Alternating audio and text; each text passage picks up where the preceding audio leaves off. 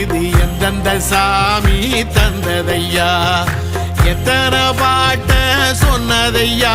அத சுத்துற பூமி கண்டதையா அடிச்சு வீசும் காத்துலையும் அந்த தகப்பனாச சுத்துதையா பிடிச்சு பூக்கும் விதையிலும் ஒரு வம்சத்து கதையே உள்ளதையா 100 தலைமுறை சேர்ந்து செதுக்குன ஈர நலம் இது பாறையா வாழும் வரையிலும் நீயும் விதைக்கிற கடமை இருக்கு கேளையா கோடி விளக்காயேந்தி கிடந்த